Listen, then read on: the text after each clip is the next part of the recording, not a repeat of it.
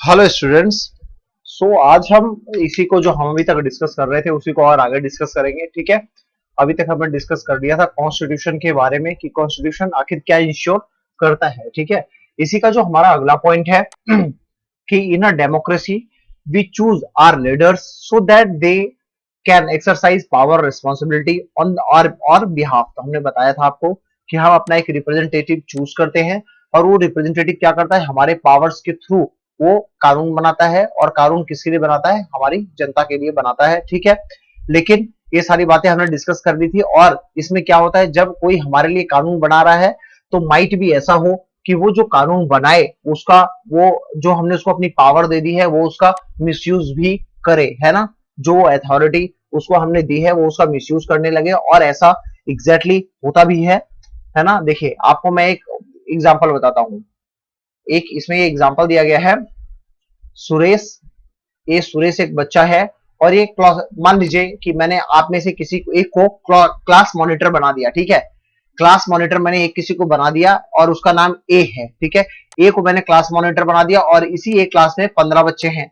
ठीक है, और ये जो ए क्लास का मॉनिटर बना, इसने कहा कि जो डी बच्चा है वो इससे उसकी डी और ए की थोड़ी सी लड़ाई होती है, थोड़ी सी इनकी आपस में नहीं बनती है ना। तो अब ए जो है वो मॉनिटर है और डी उसी क्लास का स्टूडेंट है। अब कभी ऐसा हुआ कि ए ने क्या किया, अपने पावर को यूज करते हुए क्लास टीचर को यानी मुझे ये बताया कि सर जो डी है ये लगातार बातें कर रहा है, ये हमारी बात नहीं मानता है। और मैंने मॉनिटर की बात में आकर क्या किया कि डी को पनिश कर दिया, है ना। अब डी यहां पर बेकसूर था, है ना, लेकिन ए ने अपनी अथॉरिटी का जो है मिसयूज किया और इसके कारण क्या हुआ कि ये डी बेचारा जो कि एक सीधा साधा बच्चा था, इसको बेवजह पनिशमेंट मिली। तो इसको कहते हैं अथॉरिटी का मिसयूज। ऐसे ही हमारे जो नेता होते हैं वो हमारे हमारे जो कानून बनाने का आधार है उसको वो गलत तरीके से बना देते हैं और फिर उसका बहुत बुरा इंपैक्ट हमारे समाज पर पड़ता है। ठीक है, या ऐसा कोई कार्य कर दिया तो उससे क्या होता है कि हमारे यहाँ बहुत सारी समस्याएं होती हैं। ठीक है, अब आइए इसमें थोड़ा सा देखते हैं।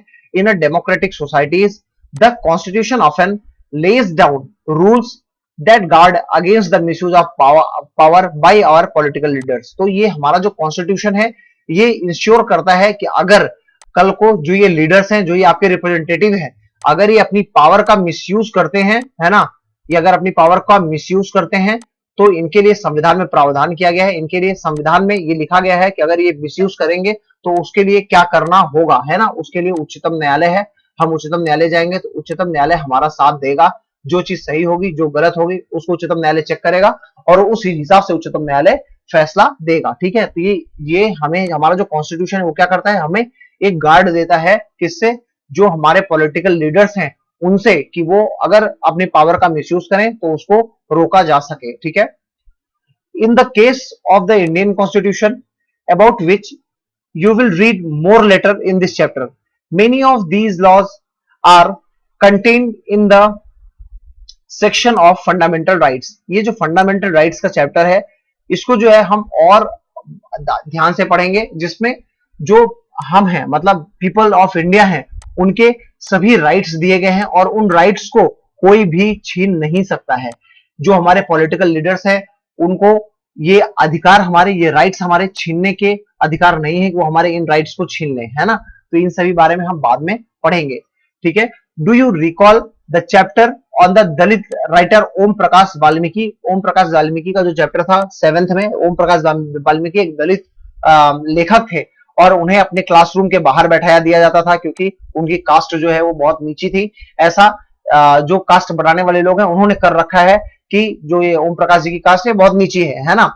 तो इन्हें क्लास के बाहर रखा जाता था। जैसे मान लो ये क्लासरूम है और यहाँ पर 10 बच्चे हैं, है ना, 11वां बच्चा ये ओम प्रकाश जी हैं तो इनको क्लास के बाहर बैठा दिया जाता था और यहीं बैठ के पढ़ते थे। ठीक है, और जब सारे बच्चे पढ़ रहे होते थे तो ओम प्रकाश जी को ये आदेश थे कि वो जाएं और पूरा ग्राउंड जो है उसको साफ करें, है ना। तो these things happen with Om Prakash Valmiki, who is belonging from a Dalit community, so called Dalit community. Okay, and in our 7th class we already talked about discrimination.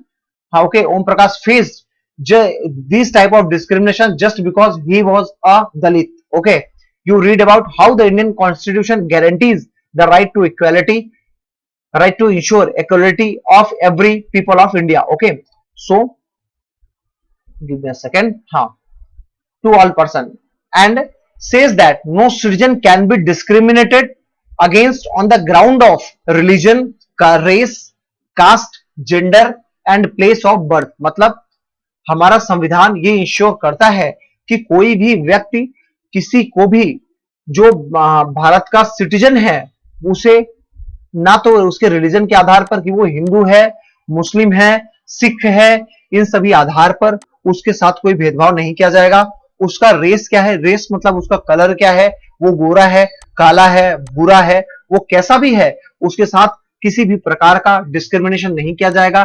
किसी की कास्ट क्या है, कोई क्षत्रिय है, कोई सो कॉल्ड ब्राह्मण है, कोई सो कॉल्ड दलित है, कोई सो कॉल्ड ओबीसी है, तो इनको इस आधार पर कोई भेदभाव नहीं किया जाएगा किसी भी प्रकार में, है ना। और जेंडर, किसी का जेंडर कुछ भी हो उसके साथ भी डिस्क्रिमिनेशन नहीं होगा। सबको गवर्नमेंट की तरफ से इक्वल राइट्स मिलेंगे। जो पॉलिटिकल लीडर्स हैं वो सबको इक्वली जो है ट्रीट करेंगे। जेंडर देखिए, मेल होते हैं, फीमेल होते हैं और ट्रांसजेंडर होते हैं, है ना। इन तीनों के राइट्स को इंश्योर किया जाएगा और इस आधार पर किसी के साथ भी डिस्क्रिमिनेशन नहीं होगा कि उसकी प्लेस ऑफ बर्थ क्या है। मतलब देखिए, जो हमारे नॉर्थ ईस्ट के रीजन के लोग हैं ना, ये प्रावधान उनके लिए स्पेशली काफी इंपॉर्टेंट हो जाता है, क्योंकि जब ये नॉर्थ ईस्ट मतलब आसम मौसम के लोग आते हैं, हमारे दिल्ली में रहते हैं, तो लोग बाग इनको जो है इनसे पूछते हैं आप भारत के हो। मतलब ये क्वेश्चन अपने आप में, नॉर्थ ईस्ट हमारा एक इंटीग्रल पार्ट है and they are our family, and उनसे ये पूछना कि क्या आप भारत के रहने वाले हो या नहीं हो, ये बहुत असम्मान की बात है। इस वजह से हमारे संविधान में ये सारी चीजों का प्रावधान किया गया है कि किसी भी व्यक्ति का इस आधार पर डिस्क्रिमिनेशन नहीं होगा कि उसकी प्लेस ऑफ बर्थ क्या है। ठीक है, आप ये सारी बातें समझ गए, religion, race, caste, gender, place of birth, ये सारी बातें समझ गए होंगे। That's a very good. The right to equality is one of the fundamental rights guaranteed under the Indian constitution. Fundamental rights के सेक्शन में ये गारंटी दी गई है कि इन आधार पर किसी के साथ भी कोई भेदभाव नहीं होगा। ठीक है, इसके बारे में आगे फिर बहुत डिस्क्राइब करके बताया गया, वहां हम इसको देखेंगे। ठीक है बच्चों, चलिए अब बढ़ते हैं अपने इसी में अगले टॉपिक पर। ठीक है, another important function that a constitution plays in a democracy is to ensure that a dominant group does not use its power against other less powerful people or groups. The storyboard below demonstrate one such situation in the classroom. देखिए, मतलब कोई भी ऐसा व्यक्ति जो powerful है, जो किसी भी मामले में पावरफुल है, वो कोई भी व्यक्ति जो वीकर सेक्शन का है उसको उसके साथ जो है डिस्क्रिमिनेशन नहीं करेगा, उस पर अपनी पावर का यूज नहीं करेगा। देखिए, the game period is about to, देखिए, let's play basketball today for a change। देखिए, ये लड़कियां हैं, इन्होंने कहा कि आज क्या करते हैं, बास्केटबॉल खेलते हैं, और लड़कों ने क्या कहा, no no no we will play cricket, है ना। Then the teacher decide to settle the problem with a show of hands. Okay, तो इसने कहा, ये जो बच्चे हैं, इन टीचर्स ने कहा कि हम जो है क्या करेंगे, क्रिकेट खेल। टीचर्स ने कहा कि आप लोग काम करो, क्रिकेट खेल लो। ठीक है, अब ये जो बच्चे जो बास्केटबॉल के का डिमांड कर रहे थे, वो क्या होंगे, वो थोड़ा तो इस बात को लेकर नाराज होंगे। देखिए, obviously there are more boys in the class. देखिए, जो मेजोरिटी में है, मेजोरिटी में कौन है, तो बच्चे, लड़के जो है वो मेजोरिटी में है, तो बात किसकी मानी गई, बच्चों की, है ना, जो लड़के मेजोरिटी में है। ठीक है, तो अब देखिए होता क्या है, we always have to do what boys want. मतलब ज्यादा संख्या में बच्चे हैं, लड़के हैं, और उन्हीं की बात लड़कियां कह रही हैं कि हमें बार बार माननी पड़ती है क्योंकि वो मेजोरिटी में है। Ma'am should think of another way to make decision so that our wishes are also heard. ये कह रहे हैं कि मैम को जो है एक कोई और तरीका निकालना चाहिए ताकि हमारी जो बातें हैं वो भी सुनी जाए। देखिए, भारत में ये जो बात है, जैसे मान लीजिए हिंदू 70% है और मुस्लिम लगभग 20% है। अब हर बात अगर 70% वाले की ही मानी जाएगी तो ये 20% वाले जो व्यक्ति हैं, ये क्या कहेंगे कि हमारे साथ डिस्क्रिमिनेशन हो रहा है। तो हमारा कॉन्स्टिट्यूशन इंश्योर करता है कि जो मेजोरिटी के लोग हैं या जो ज्यादा पावरफुल लोग हैं इन द नंबर्स, उन्हीं की बात ना मानी जाए। ठीक है, सभी को साथ लेके इक्वली लेकर चलना है। ठीक है, तो यहां से हम आगे अपने अगली क्लास में डिस्कस करेंगे। So thank you class, thank you so much.